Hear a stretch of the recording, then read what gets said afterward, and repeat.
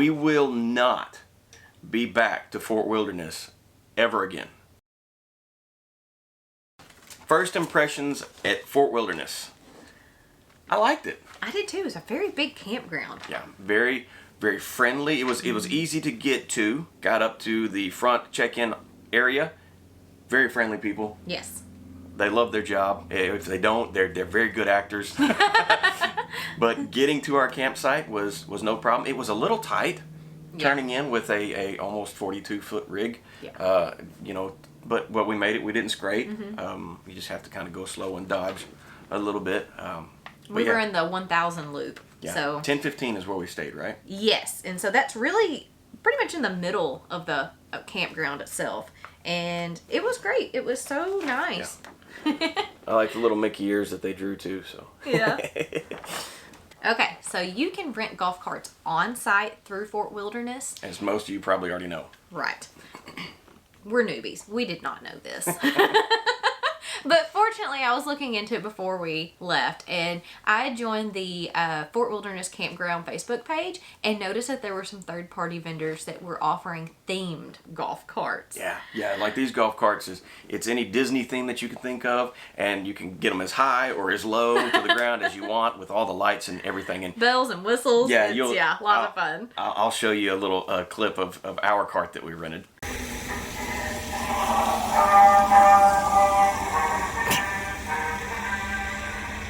But they were really great. They have a Facebook page. It's J&S Custom Carts. They currently have, I think, 3 or 4 themed carts. We saw the Star Wars and the Cars cart. Yeah, we actually Lightning McQueen. Obviously got the Star Wars one. Check them out. They're very responsive, super easy. They delivered the cart on site. Very nice. Yeah. Then, pick it up whenever you're done with it. They have daily rates and weekly rates. And honestly, it was very close to the same cost of having one on site through the campground. Yeah. But a lot better. A lot more fun. I know that there are some loops that are further away from bus stops, but our loop, the 1000 loop, was right next to a bus stop. Right. And we were kind of dead in the middle of going to the bus stops or going to the ferry, the main bus stops, excuse me. So you could catch a bus either way. And the bus that goes to the ferry only goes to Magic Kingdom.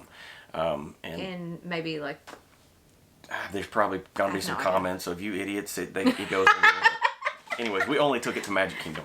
I liked the fact of catching a bus at a park and going back to Fort Wilderness because there was not a single bus that we had to wait on because it was going to be so full. Other times that we've been and we stayed at resorts, we had to wait on a next bus because it was so packed going to a resort. So there's less people going to Fort Wilderness and you get on a bus every single time. We didn't have any issues. And I'd say it was pretty busy at the parks, so it wasn't like a downtime. Okay, the bad. And it was terrible. Yeah, it gradually got worse. So the first night we got there, exhausted. We just made this trek down there and we were gonna go to bed early, recharge, and hit the ground running the next morning and get to the parks when they open, or the other park that we're going to when it opened. And yeah, Disney had other plans for us. So at about 2 a.m., Nick woke me up. He needed to go outside, so I took him out. We were walking around, and I could hear something, like someone might have left a movie going, and their outdoor speakers were on, and I thought, oh my goodness, how embarrassing is that? We've all... most of us have been there. If you have outdoor speakers, you've been there at least once. Yeah. And, didn't think much more of it. It was faint and it kind of came and went, and we went back in and went to bed. And then... oh my goodness. I awoke to a very loud noise. Literally, these clips...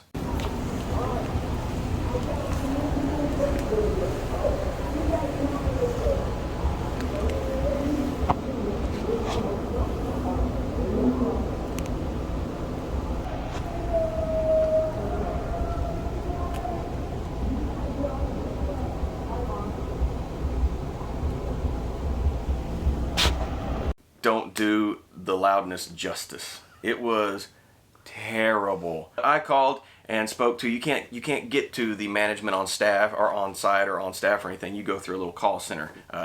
And Pat, she was very friendly, But she said, yes, no, it's the marathon that's going on, and you'll hear that for the next couple of hours. Have a good rest of your night, she said.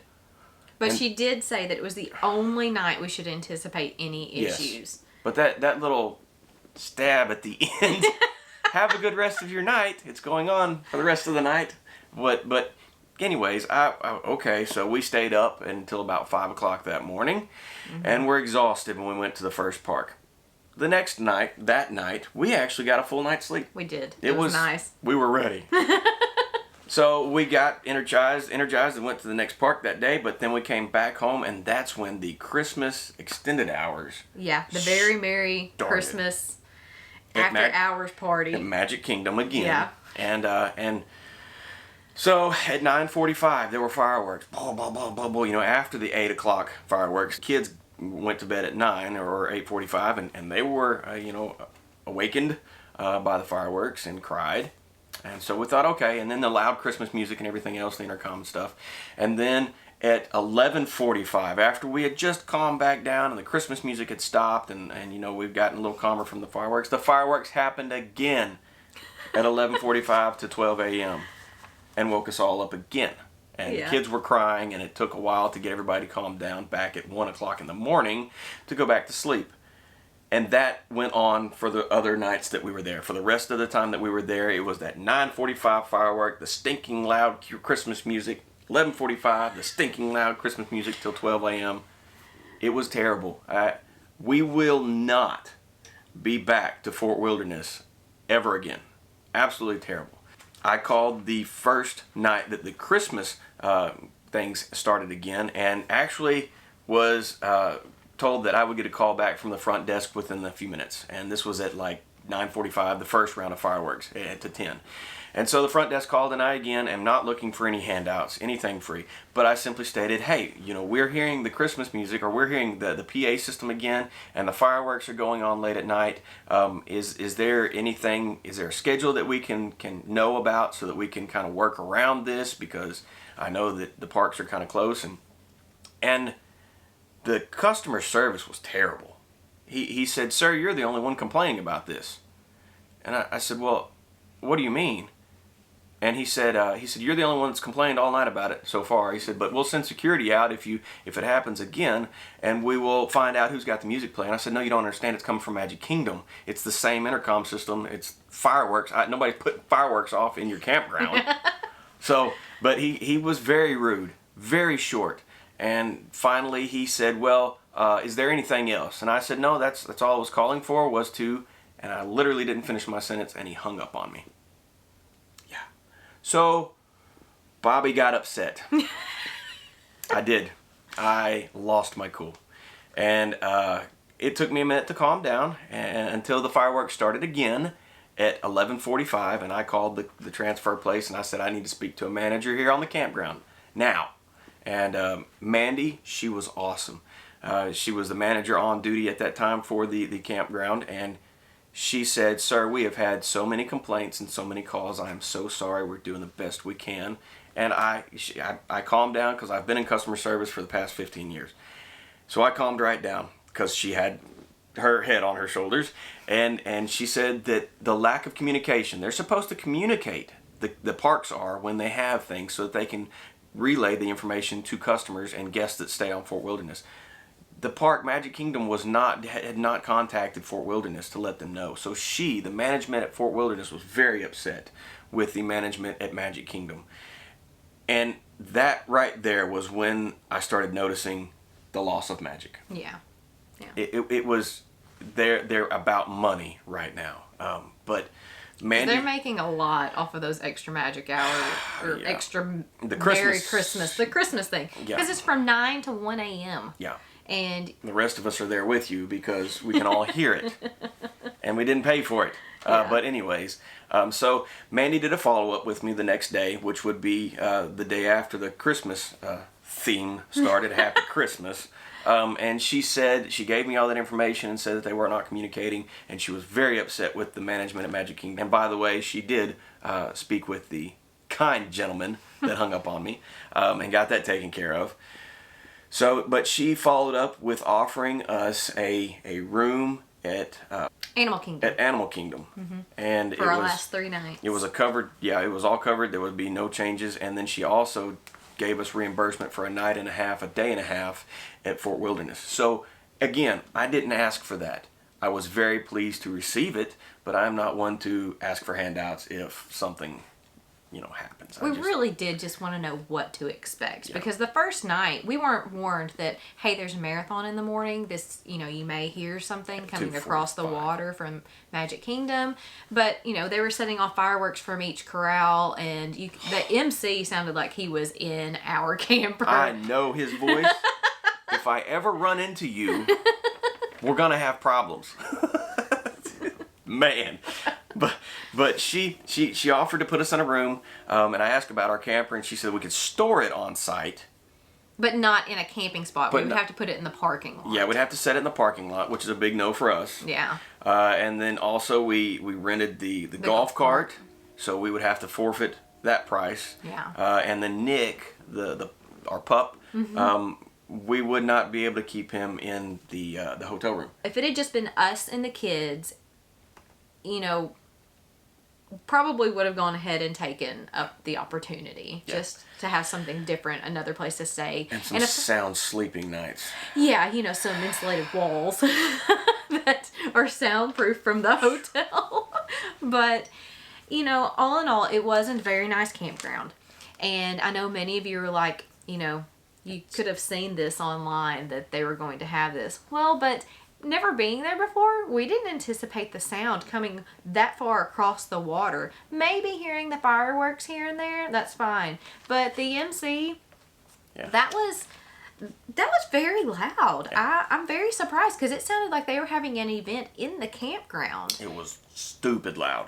Yeah. It was really loud. It was over the top. He's a light sleeper. And I can't go back to sleep. Yeah. Jace was the same way. And at that time, Katie really woke up with the second round of fireworks. She was crying. But then the nights after that, because we knew what to expect, we knew what was coming, she might have woken up, but she went back to sleep. And because she was like, it's just the fireworks. Yeah. So, it's all about expectations. And we had too high expectations. Because of our previous Disney experiences. And to what everyone else has been saying, everything that you read about Fort Wilderness, it's all positive. Oh, it's the best place. It's an awesome campground. Mm-hmm. Don't ask us. It's the worst campground. I will rate that place as the worst environment campground we've ever stayed. Those of you that have had great experiences at Fort Wilderness, may your experiences continue to be wonderful. We will not be there. So this time we went down to Interstate 10. We just dove straight down south and went to Interstate 10. And the first place we stayed at, Parker's Landing RV Park in Biloxi, and it was really great. It was clean, quiet, friendly people, and it was close enough to the ocean that we were able to go eat at Felix's, which was right there on the water. Yeah. So you got your oysters, and I got my beach view. So. Yes, and the beaches there are really nice. Yes. Nice and fluffy. Yeah. Good, fluffy white sand. The kids loved running around and playing for a little while. Yeah. And the second place we stayed? Moonshine Acres. And it is in Fort White, Florida. It had great full hookups. Again, clean, fun campground. Wish the weather had been a little bit better, because very clean. Yeah. Very clean. Yeah. So on our way back, we tried to only make one stop because we were in a little bit of a rush to get here. To get back to the home base. We ended up making 2 stops, and the first one was at Pensacola Rv Park. This place was so quiet, and it was so nice and comfortable, and it was actually close to a beach too, but we were only there for one night, so we didn't get to go explore. Yeah. We were just, let me tell you though, catching some Z's. It was awesome. 10 out of 10 for us. And to all of these parks that we stayed at on the way down and on the way back were just for convenience. So you did, in some places, some of these places we stayed, get a little highway and freeway noise. But I mean, it's the trade-off for convenience, because when you wake up, you're 28 seconds from the interstate, and you're back on and going again. Right. So that's one thing that we want to make sure that you understand. And then our last minute place was Pecan Grove RV Park and Cabins in Lake Village, Arkansas. They luckily had a last minute open spot because it's duck season here. Yeah. And their cabins were super cute and they're all booked up. So yeah. Lots of duck hunters this time of year in that area of Arkansas. Yeah. And you could tell. That was the park that we pulled up to, and it was what, 9 o'clock? Oh, it seemed like 9 o'clock because I think it was like 6 o'clock was the time like change. 5. But everybody's quiet, and when it gets dark, you feel quiet. But we checked in, and I could hear this beep, beep, beep, beep, beep. And I thought, what is that? Somebody's smoke alarm's going off. And as we go through the park trying to find our place, I could hear it. It's still following us, and I thought, is that our camper? One of our smoke detectors had malfunctioned, but it was hilarious, nice and quiet, and you hear this faint beeping noise, and we're like, whose camper has stuff going off? So it was ours. So if you stayed there and heard the beeping go past you, we apologize. Thank you so much for watching. Not all of our experiences are going to be positive. Not all of them are going to be negative. This unfortunately was a negative video, and we promise, from day one, we have promised to always share every experience, be it good or bad, throughout our journey. So, thank you again for being here, and until the next time, we'll see you later.